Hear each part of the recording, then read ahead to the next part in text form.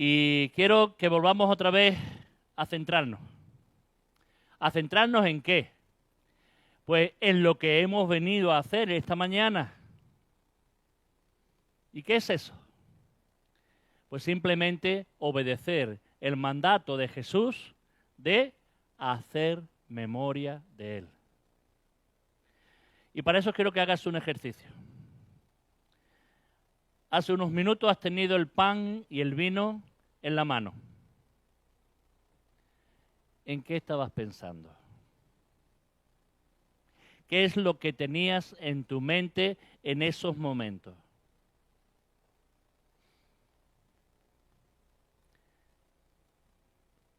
¿Acaso estabas recordando que te has peleado con tu marido o con tu mujer antes de venir aquí? ¿Acaso estabas pensando en la comida que tienes que hacer ahora? ¿En el calor que hace? ¿En que tu niño se ha movido? ¿En qué estabas pensando? Y es que, hermano, a fuerza de habituarnos a tomar el pan y el vino, podemos hacer una rutina de eso. Y es posiblemente uno de los mandatos de Jesús, de los dos que hizo. Bueno, los dos son igual de importantes, ¿no? Pero es trascendental. Porque Él sabía muy bien que nosotros somos olvidadizos. Y que por dejar las cosas sentadas, muchas veces nos olvidamos de lo fundamental, que es hacer memoria de Él. Y estamos en Semana Santa. Es decir, estamos en ese tiempo en que el mundo, por la tradición, conmemora, Pablo lo decía esta mañana, y ella también, conmemora esa semana en la que Jesús cambió la historia. Porque es que es la mejor forma de definir esa semana. Cambió al mundo. ¿O no es real en ti? ¿No cambió tu vida? Cuando comprendiste lo que esa semana sucedió, ¿no cambió tu vida?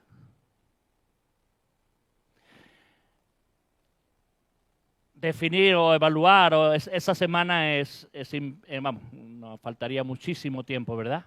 Entonces lo que me pretendo es hacer una panorámica muy live de esos 7 días y centrándome en 4 detalles, pero sobre todo en las 7 frases que Jesús dijo en la cruz. Como todos sabemos, esa semana empezó con un Jesús montado en un pollino, en un burro, yendo de pueblo en pueblo hasta llegar a Jerusalén. La gente lo recibió como si recibiera al rey, que creían que era él. Porque el concepto que tenía la gente de rey no es el que él iba a ofrecer. La gente se creía que Jesús los iba a liberar de la opresión romana, de incluso hasta de la religiosidad de los fariseos. Y los iba a llevar a un mundo nuevo, a un orden nuevo. Terrenal, por supuesto. Y Jesús no era la idea, ¿verdad? Todos sabemos muy bien que esa no era la idea. Pero allí se pusieron mantos, echaron ramas, vitorearon, cantaron y ensalzaron el nombre de Jesús. Eso sí fue verdadero. ¿Por qué? Porque al fin y al cabo Él se lo merecía. Lo único malo es que esas mismas voces que decían Hosana, Hosana, 4 días después estaban diciendo crucifícale, crucifícale.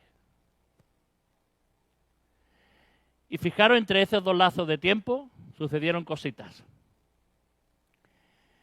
Pero esta semana es tan trascendental para el ser humano que deberíamos de prestarle un poquito de atención, por no decir toda nuestra atención. Y yo sé que nuestras ocupaciones, nuestras cosas, nuestros problemas y tal, nos van a llevar a no pensar tanto en esto, está claro. Y es cierto que no podemos estar siempre pensando en esto. Ni siquiera sería bueno que estuviéramos continuamente pensando en esto, ¿verdad? Hay otras tareas y otros propósitos.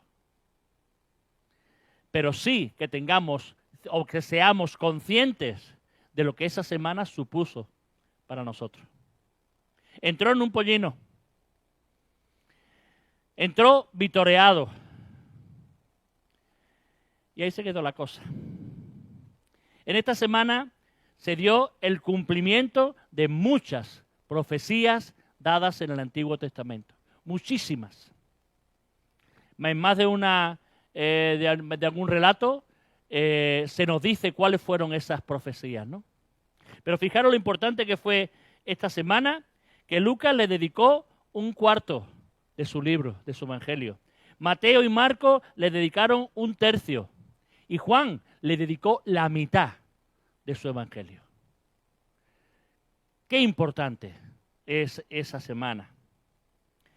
Zacarías 9:10 profetiza lo de que Jesús entraría en un pollino. Y le dijo cuál sería esa contraseña que tenían que usar los discípulos para conseguir ese pollino. Irían a alguien y le diría, dame ese pollino porque el Señor lo necesita. Y así entró. Un poco más adelante, cuando llegó a Jerusalén, la vio y lloró. Lloró por Jerusalén. Sabía muy bien lo que era Jerusalén. Sabía muy bien lo que le esperaba. Lloró por Jerusalén. El tema de la Semana Santa no es otra cosa que el juicio divino. Ahí es donde determinó Dios hacer justicia.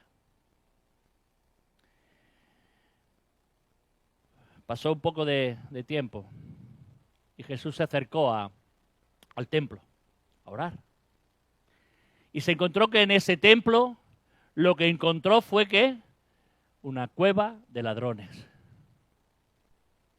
Sacó su ira y destrozó las mesas, azotó a los animales, porque algunos siempre pintan a Jesús azotando a las personas, y eso no se dio. Lo que hizo fue sacar a los animales de allí, tirar las mesas por los suelos y denunciar que aquello era la casa de oración. No era otra cosa. Allí es donde se debería de haber dado la adoración al Padre, a Dios, y no haberlo convertido en lo que era aquello, un negocio. Detalles. Posiblemente esa misma noche, en casa de Lázaro, fue ungido por María. ¿Sabéis cómo fue? Derramó su perfume, un perfume carísimo, que lo tendría posiblemente para su unción de muerto. Y le lavó los pies a Jesús y mojó sus cabellos. Y con sus cabellos secó sus pies. Y él dijo, María está anticipando mi muerte. Sabéis que también fue muy criticada, ¿verdad? Un par de días después, preparó la cena. Mandó preparar la cena con los suyos. Hemos hecho memoria. Pero en esa cena se dieron tantísimas cosas, bueno, que necesitaríamos mucho más tiempo, ¿verdad? Pero fijaros en el recogimiento en el cual Jesús se pondría con los apóstoles alrededor de una mesa. Ya sabéis que eran tumbados, no estaban en silla. Y lo primero que hizo Jesús fue ceñirse el manto y lavarle los pies a los 12 apóstoles. Entre otras cosas porque el otro día lo veía, ¿no? en el ejemplo de un hermano. Fijaros que están todos acostados y el que está aquí lo que tiene en su cara son los pies tuyos. Unos pies que han venido caminando y están llenos de polvo. Jesús se ciñó y lavó los pies, incluido a Judas. Incluido a Pedro, que Pedro se emocionó de tal manera que dijo, a mí no, que va, bueno soy yo, como para que tú me laves a mí los pies. Oye, Pedro, que te lo tengo que lavar, que si no te lo lavo no vas a tener parte en mi reino. Ah, no, pues entonces entero. Que no, Pedro, que no te enteras. que no hace falta lavarte entero, porque el que ya ha sido lavado, el que ya ha sido perdonado, el que ya ha sido salvado, solo necesita quitarse el polvo de los pies, el polvo del caminar diario. Y el otro día lo dije cuando presidí, cuando nos presentamos aquí delante y tomamos el pan y el vino, estamos diciéndole a Jesús, Jesús, lávame los pies. Necesito que hagas tu obra también hoy y me laves ese polvo del camino. Allí Pedro le dijo, Señor, porque allí les dijo, sabéis, ya lo había dicho en varias ocasiones, sabéis que el Hijo del Hombre tiene que ser entregado y va a padecer mucho. Señor, esto a ti no te acontezca. Pedro, que eso es algo que te está diciendo Satanás. Ah, bueno, Señor, pues entonces iré contigo. No, Pedro, tampoco. Me vas a negar 3 veces. No, Señor, sí, tú. Y los demás se irán. Y uno de vosotros me va a entregar. Y no voy a hacer chiste del sevillano. Pero todos dijeron, ¿soy yo? Y dijo aquel que moja en mi plato. Judas. Aquel que un rato antes, un día antes, no sé cuándo, se ofreció a los sacerdotes para entregarlo. Los sacerdotes llevaban ya tiempo queriendo arrestar a Jesús para matarlo. Porque incluso Caifás fue profeta y dijo, mejor que muera uno que no todo el pueblo. No querían haberlo hecho en esa fiesta, ojo. Ellos pretendían haberlo hecho después, porque decían, ahora hay mucha gente y vaya a ser que la gente se nos eche encima. Pero claro, al ver el ofrecimiento de Judas, dijeron, vamos a aprovechar la ocasión. Nos lo están dando, nos lo están poniendo ahí delante. Y lo aprovecharon. Por 30 monedas, lo que valía un esclavo, un salario. Poco fue el valor que le dieron a Cristo, ¿verdad? Pero es normal, es normal. Cenó con los apóstoles e instituyó lo que ahora reconocemos como el centro de reunión de la iglesia, que no es otra cosa que el pan y el vino como símbolo, pero como la realidad que hay en nuestra vida. Porque reconocemos que al tomar el pan, que al tomar el vino, estamos testificando de que Dios, Cristo, fue nuestro Salvador. De que Él entregó su cuerpo y su sangre por cada uno de nosotros. La centralidad de los símbolos es tan importante que yo creo que cada vez que lo hagamos deberíamos centrarnos un poco. A veces, y me voy a poner yo el primero, por favor, porque no quiero señalar a nadie, pero a veces en estos momentos estamos pensando en otra cosa, estamos haciendo otra cosa y no haciendo memoria. Así que yo te rogaría que cuando estemos participando del pan y el vino, nos centremos. Haced memoria de mí, recordar mi muerte. Porque esta muerte tiene el propósito de un nuevo pacto. Ese pacto que en Jeremías 31:31 se nos declara. Yo seré el fiador, yo seré el ayudador y pondré mis leyes en sus corazones. Venid a mí. Necesitamos apropiarnos personalmente de los beneficios de la muerte de Cristo, perdón. Y cuando participamos de los símbolos, tenemos que ser conscientes de que estamos siendo partícipes de esa muerte. Que en esa cruz, cuando Cristo murió, cuando entregó su cuerpo, nosotros también estábamos entregando nuestro cuerpo. Que cuando Él derramó su sangre, nosotros también estábamos derramando nuestra sangre allí. Porque todo nuestro ser hemos tenido que entregarlo a Cristo para que nos haga nuevos. No podemos ser una nueva criatura y conservar todavía nuestra vieja naturaleza. Y aunque todavía está aquí, latente, ¿verdad? Nuestro espíritu ha tenido que derramarse en esa cruz también. Si no es así, tú todavía no has entendido el verdadero significado de la entrega de Cristo en la cruz. Porque Él ha sido tu sustituto. Ya lo vamos a ver más adelante. Pero necesitamos apropiarnos de lo que significan estos símbolos. Anunció su marcha, pero también anunció su segunda venida. Les dio esperanza. Me voy, pero no turbaros. Vuelvo. Voy a preparar morada para vosotros. Y además os voy a enviar al Espíritu Santo para que esté con vosotros. Y pronto, he aquí, yo vengo pronto, volveré y os llevaré conmigo. Oró por los suyos, en Juan 17 se nos dice. Oró por los que eran suyos y los que iban a venir después por ellos. Y nos dijo que fuéramos uno. Como el Padre y Él eran uno. Luego vino una agonía tremenda en el huerto de Getsemaní. Esa agonía que le hizo sudar sangre. Esa agonía de verse solo, de ver lo que tenía por delante, de ver que incluso su voluntad no coincidía con la de Dios.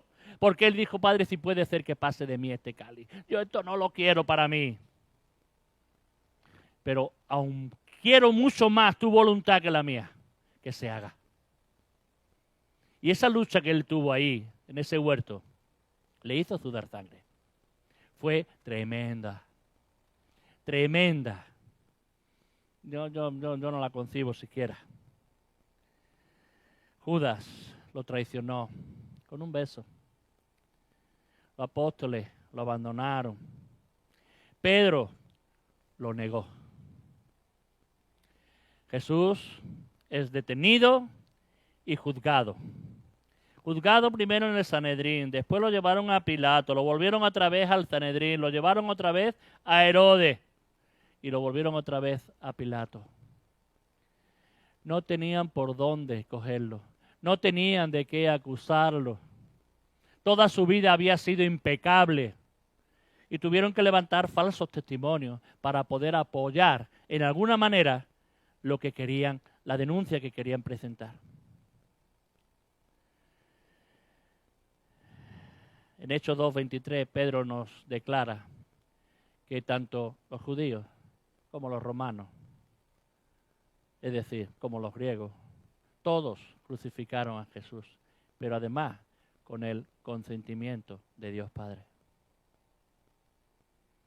Y cuando habla de judíos, de griegos y de romanos, está hablando de nuestra religiosidad, está hablando de nuestra inteligencia y está hablando de nuestro poder físico.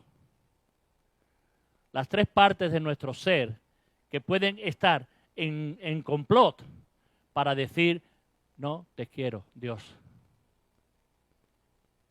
Por eso te crucifico.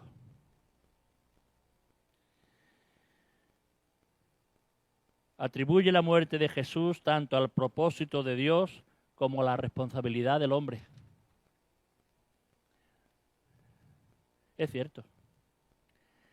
Luego hubo alguien que se libró de la muerte antes que tú y que yo. Y fue Barrabás. Él estaba allí en la cárcel esperando que entraran para que se lo llevaran a la cruz. Y entraron para darle la libertad. ¿Te suena a ti de algo eso? ¿O no esperabas tú la muerte? La separación de Dios. No has vivido separado de Dios mucho tiempo. Y lo que esperabas es el tremendo abandono. Y sin embargo, alguien vino y te dijo, no eres libre. Dios te ha liberado. Lo azotaron. Más latigazos que a cualquiera. Y esos látigos, cuando yo los vi en la película de Mel Gibson, me impresionaron de tal manera que yo no tenía conciencia de cómo había sido. Y me dolió mucho, fíjate. ¿Cuánto más le dolió a él? Le pusieron una corona de espinas entre burla y burla. Que por cierto, yo esta mañana he aprendido que la burla también forma parte de la vida del creyente. Más de una vez tenemos apuro de que se burlen de nosotros. Yo lo confieso. Y más de una vez callamos nuestra boca para que no nos digan algo, ¿verdad? No sé vosotros. Pero a Cristo se burlaron de él muchísimo. Muchísimo. Dice que una compañía de romanos son 600 romanos. Imaginaros lo que tuvo que pasar esa noche. Entre burla, azote, tortazo, juego. Y esa corona de espinas, y ese manto púrpura, y esa caña que le pusieron en las manos para burlarse del rey.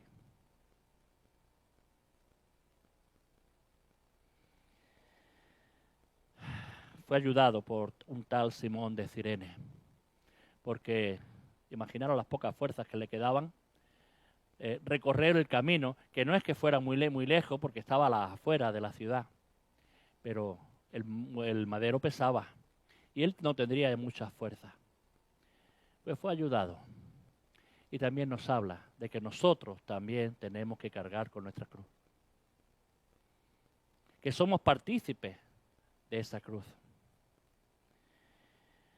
Fue crucificado en el Gólgota. Y los evangelistas no dan muchos detalles de cómo era esa crucifixión. Tal vez por respeto, tal vez por el mismo dolor, ¿verdad? Pero una crucifixión romana, sabemos cómo era, y era muy, muy cruel.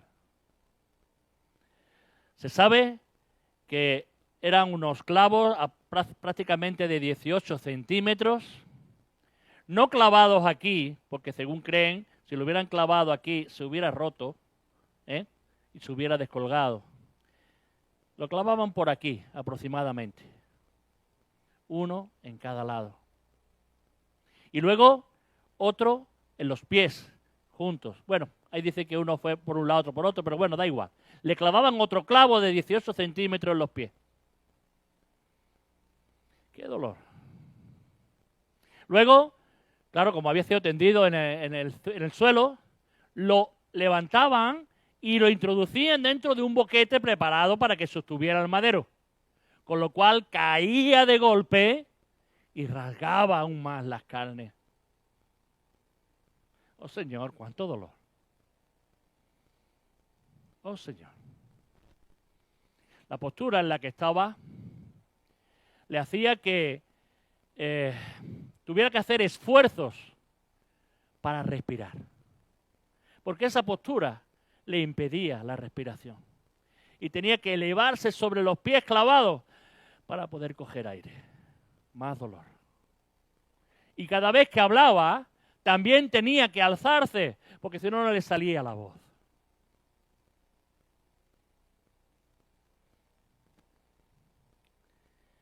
El sufrimiento fue horrible. Repartieron sus ropas, otra profecía.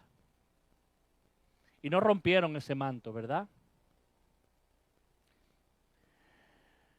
Le pusieron encima de la cruz un cartel que ponía Jesús Nazareno, Rey de los Judíos, en hebreo, en griego y en latín. Allí se ponía el mal que había hecho esa persona que estaba crucificado. Uno le ponía ladrón, otro asesino, otro tal, y a él le pusieron Jesús Nazareno, Rey de los Judíos. Y en 3 idiomas, para que el mundo conociera que el Rey de los cielos, no el Rey de los judíos, el Rey de los cielos, el Rey de todo el mundo, había sido crucificado allí. Porque por allí pasaban gente de todas las naciones. Era un camino de paso. Y no sabemos. Pilato acertó. O medio acertó, porque dijo de los judíos nada más. Y es el rey del mundo, de la creación. Se burlaron, lo ofendieron y lo desnudaron. No penséis que esas pinturas que tenemos de Cristo con un trapito aquí puesto no era real. Estaba completamente desnudo. Con lo cual, la vergüenza de esa desnudez también fue otra afrenta. El sufrimiento identifica a Jesús como el auténtico Mesías. Lo hemos visto en todo el Antiguo Testamento, cómo se profetiza acerca de ese sufrimiento. Lo dijo él, lo dijo el Salmo 41:9, lo dijo Isaías 53:3, lo dijo Isaías 53:7, lo dice Isaías 50:6. En todos esos versículos se relata el sufrimiento de aquel que iba a ser el siervo sufriente, Jesús, el Mesías. Fueron las señales del siervo sufriente.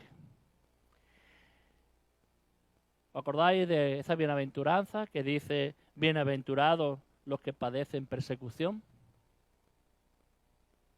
¿Él fue bienaventurado?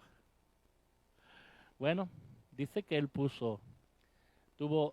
soportó la cruz poniendo su vista, su dicha en el tiempo venidero, en lo que iba a venir. Pero ese también es nuestro cometido.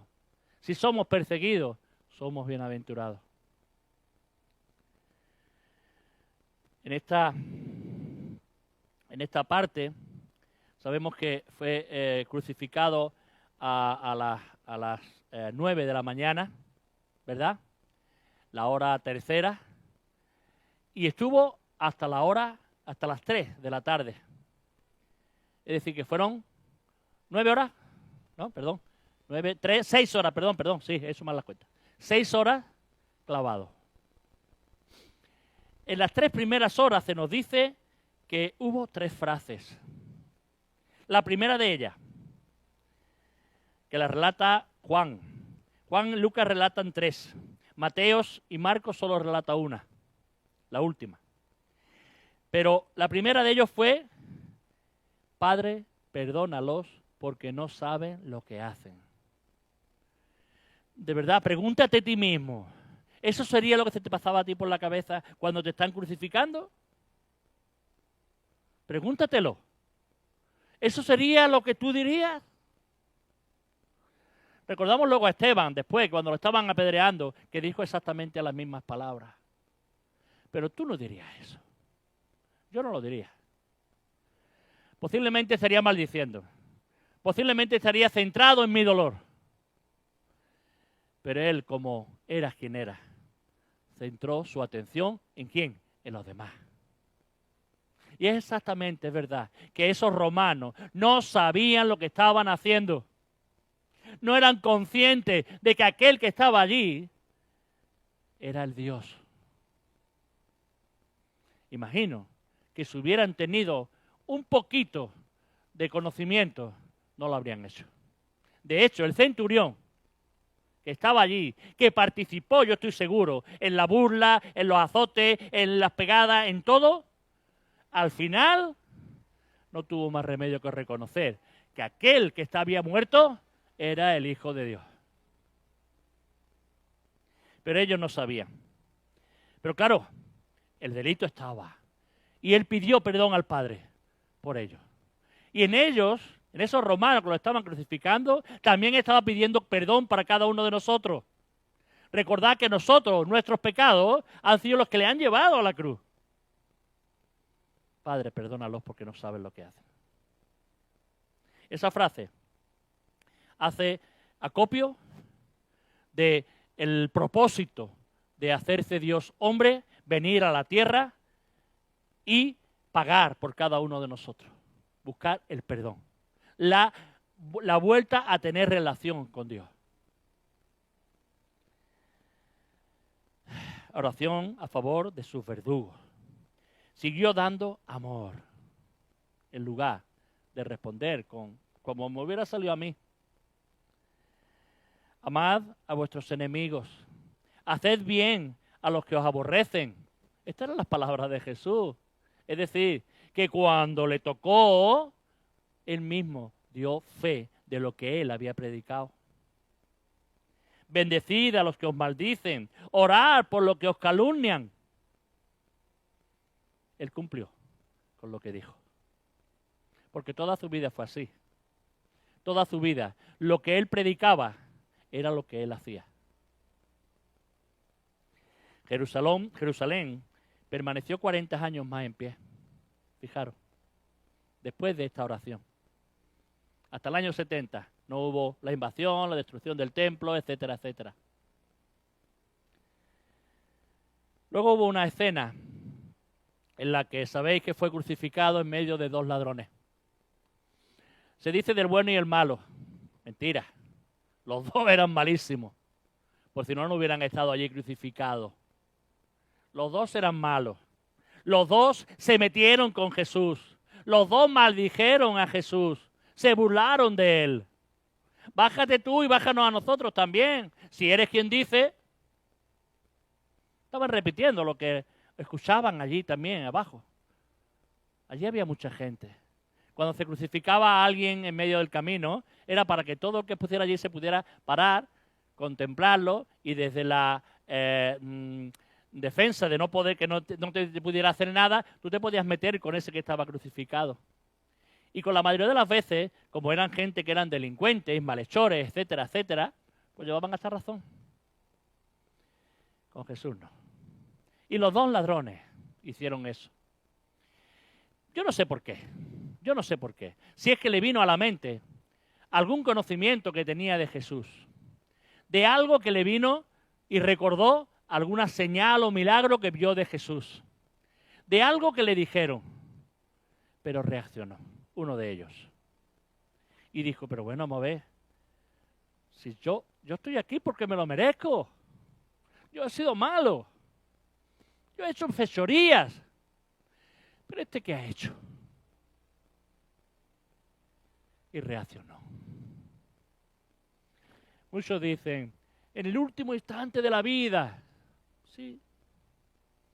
Conocemos la parábola de los arrendatarios, de los que los llamados a trabajar, ¿verdad? Que a los que llamó desde la primera hora y los que llamó desde la última hora, le dio la misma paga. Porque Dios no hace acepción de personas. Y su perdón, su salvación, es para todo aquel que las quiera. Sea en el momento que sea que creíste desde pequeño en tu casa o en el mismo instante de la muerte.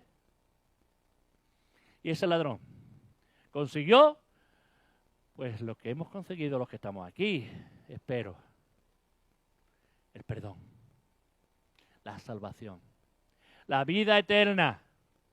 Y rogó, Señor, Señor, acuérdate de mí. Señor, yo sé que estoy perdido. Señor, yo merezco la muerte. Pero, Señor, te necesito. Acuérdate de mí. Quiero tu vida. No quiero la muerte. No quiero pasarme una eternidad sin ti. Quiero estar donde tú estés, Señor. Y la promesa de Cristo fue fantástica. Porque le dijo, hoy vas a estar. Le dio la seguridad, hoy estarás. ¿Con quién? Conmigo. Yo voy a estar contigo en el paraíso, en el mejor lugar que se puede estar. Yo espero que ese sea tu deseo. Que en el instante en que fallezca, que dejes este cuerpo, le digas a Jesús, Señor, yo quiero estar hoy contigo en el paraíso. Díselo hoy ya. Vaya a ser que no te llegue. Vaya a ser que no te acuerdes. Vaya a ser que no te dé tiempo. Hoy es el día de salvación. Hoy. No lo dejes para mañana.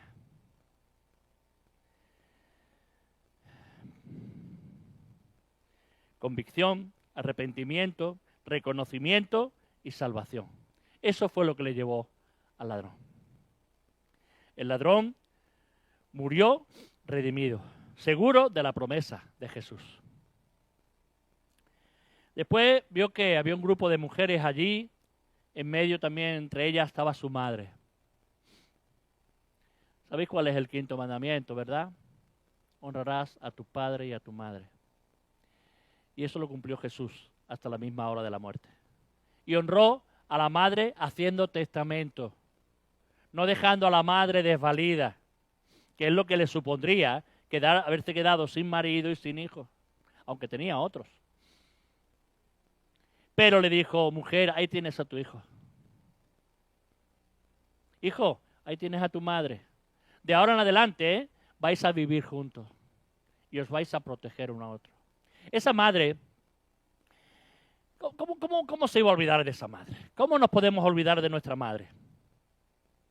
Bueno, algunos hombres sí, pero Cristo no.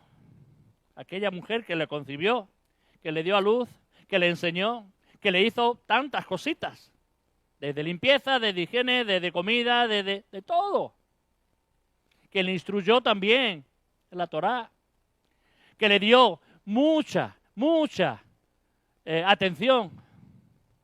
Esa mujer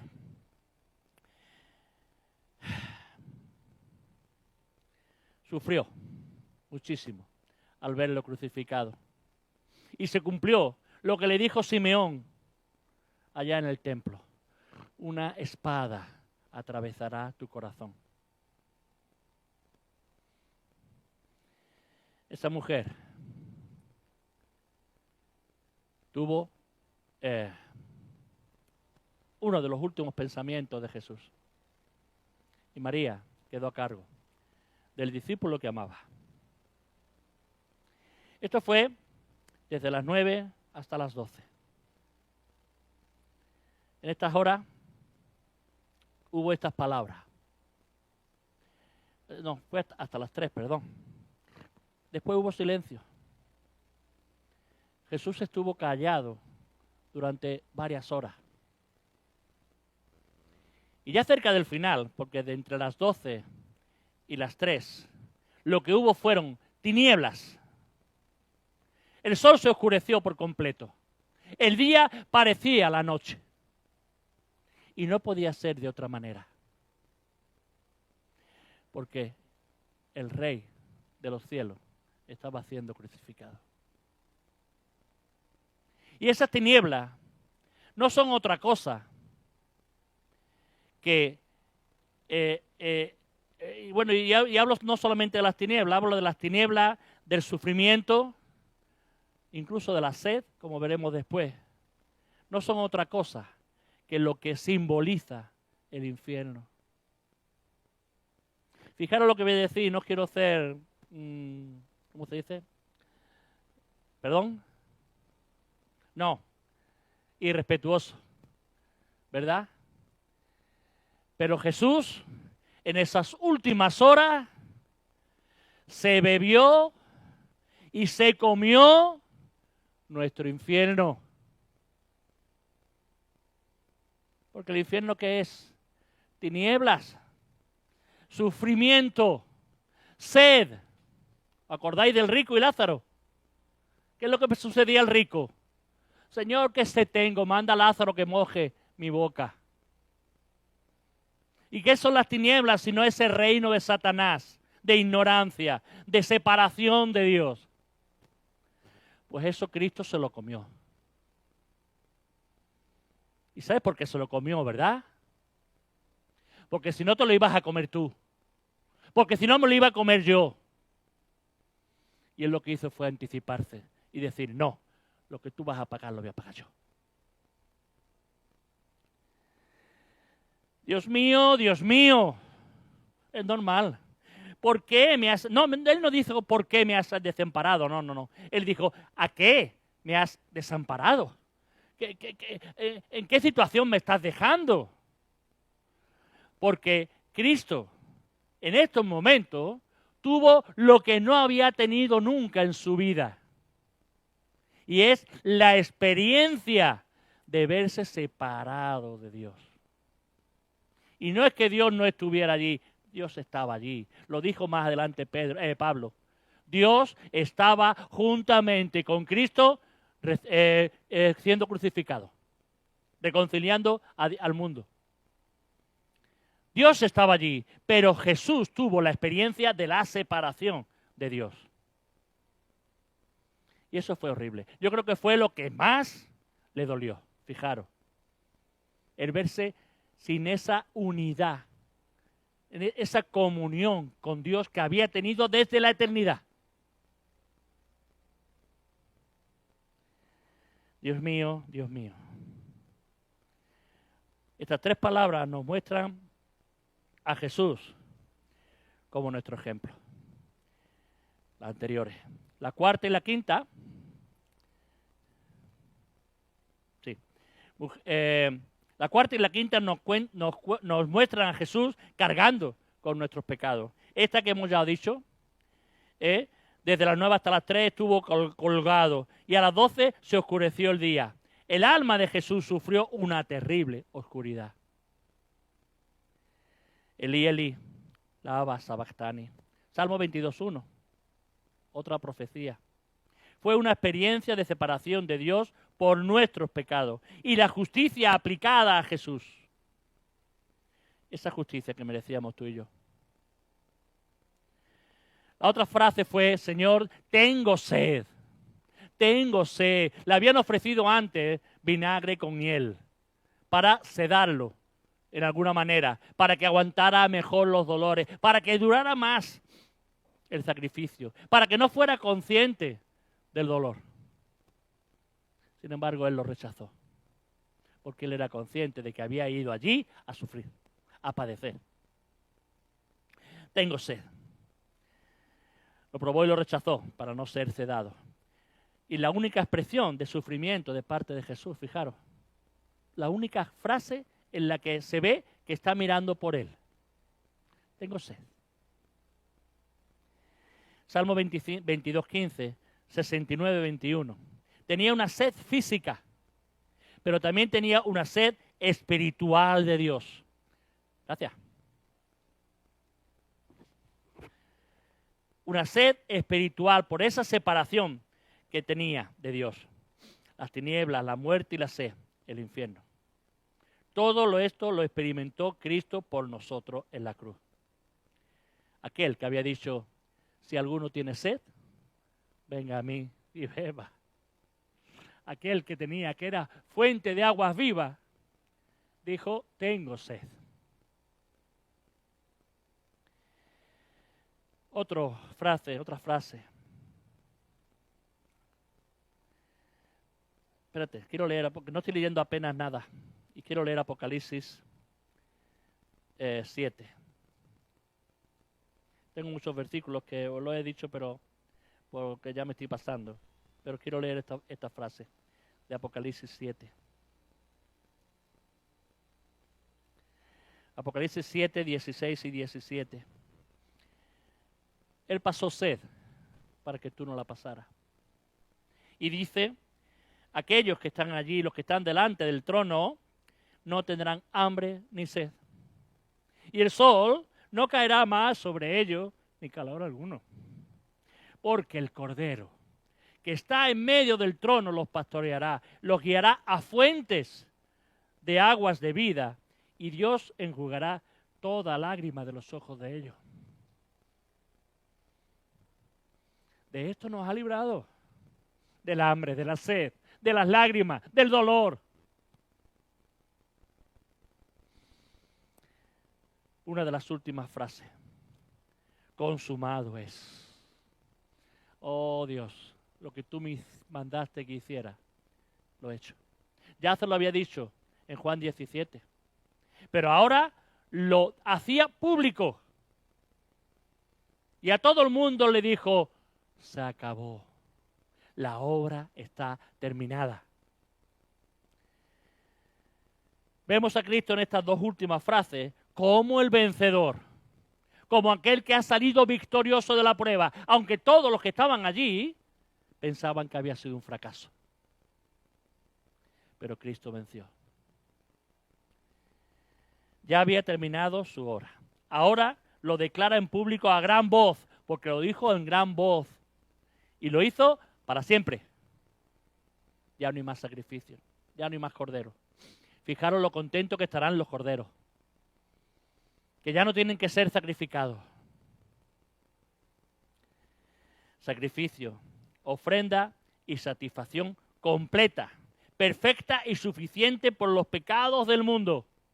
Eso es una frase que dijo un teólogo, Cranmer. Y ocurrió una cosa anecdótica, ¿verdad? Esa era la hora en la que tenían que estar matando el cordero en el templo, sacrificándolo. ¿Y dónde estaban los sacerdotes? Debajo de la cruz. Sacrificando al que iba a ser el cordero, precioso y único como era Jesús. Y a la hora en que tenían que haber estado sacrificando, murió el cordero que quita el pecado del mundo. Y otra cosa que sucedió fue que el velo del templo se rasgó. Un velo que por lo visto creo que medía aproximadamente 18 metros de longitud y que era de 10 centímetros. Un velo que decían que entre dos carros no lo rompían. Y sin embargo se rompió de arriba a abajo. Porque era Dios el que había dicho, rompo este velo que ha separado a mi pueblo de mí todos estos años. Ahora ya podéis entrar en mi presencia porque Cristo es su justicia. Porque ya no hay nadie que no sea digno de entrar a mi presencia si ha sido lavada con la sangre de Cristo. Podéis entrar.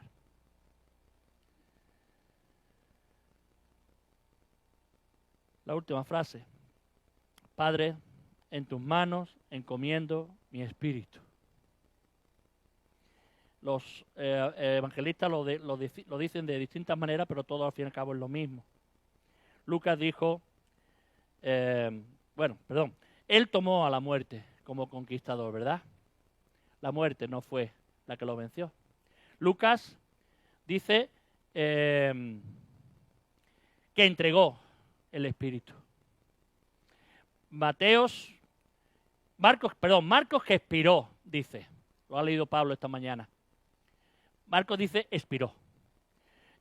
Mateo que entregó el Espíritu. Juan que habiendo inclinado la cabeza, entregó el Espíritu. No al revés. No que entregó el Espíritu y luego cayó. No. Agachó la cabeza y dijo, ahora entrego mi Espíritu. Porque fue decisión suya el momento en que iba a expirar. Él se entregó. Entregó su espíritu al Padre y su cuerpo a la muerte.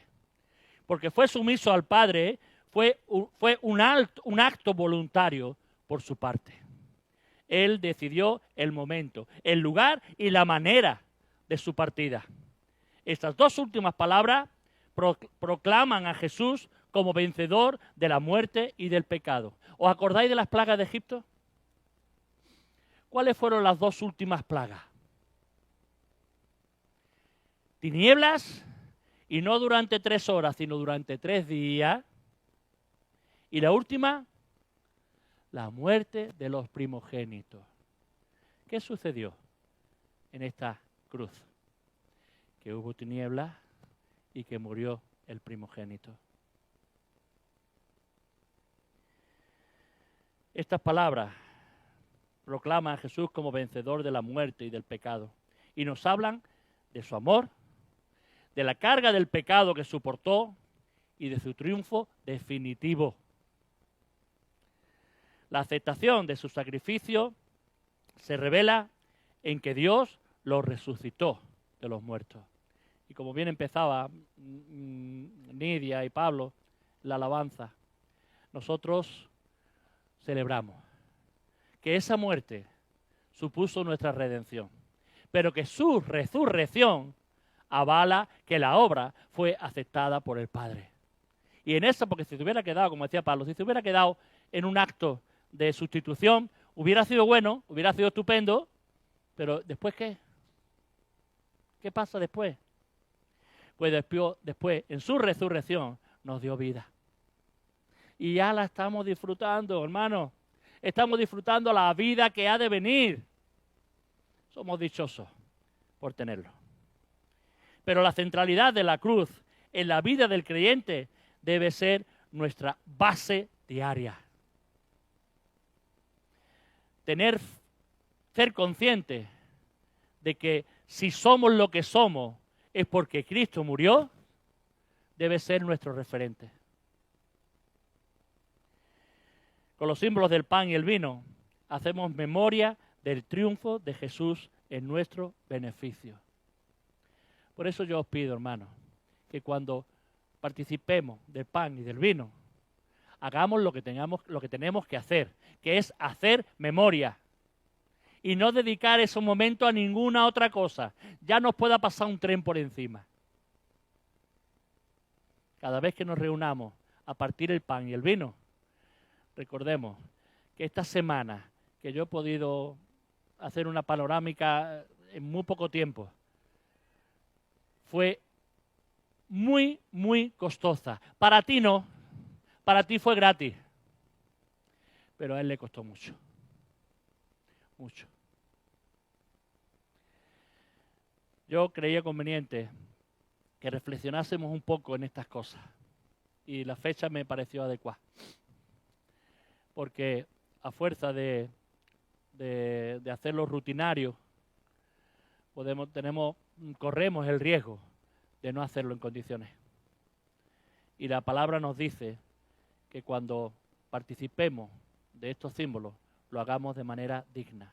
Porque aquel que lo haga de forma indigna, ¿qué dice la palabra? ¿Cómo es, perdón? Juicio. Bien, bien, es que no me acordaba la palabra, perdonadme. Juicio come para él. Y bebe para sí. Come y bebe para sí. Así que acerquémonos a los símbolos conscientes de lo que somos. Redimidos, salvados, como nos decía Nidia esta mañana, y aceptados como hijos. Y lo único, mejor dicho, lo mejor que tenemos que hacer es hacer memoria de Él. Eso es todo, hermano. Bueno, espero no haber sido demasiado pesado. Pero yo creo que esa semana de Jesús merecía la pena que nos paráramos un rato y pensáramos y meditáramos en lo que Él hizo por nosotros. Y ahora, apropiémonos de este pensamiento. Hagámoslo vivos nosotros, para que nos acompañe allá donde estemos, ¿verdad? Y sea, como he dicho, el referente, sea la base de aquello que nos permite, oye, vivir una vida de júbilo, que somos los seres más privilegiados del planeta, que tenemos una salvación tan grande que sin merecerla la hemos recibido por gracia y que nos va a acompañar el resto de nuestra vida aunque hagamos lo que hagamos, fijaros. Así que darle gracias a Dios y hacer memoria de Él. Amén.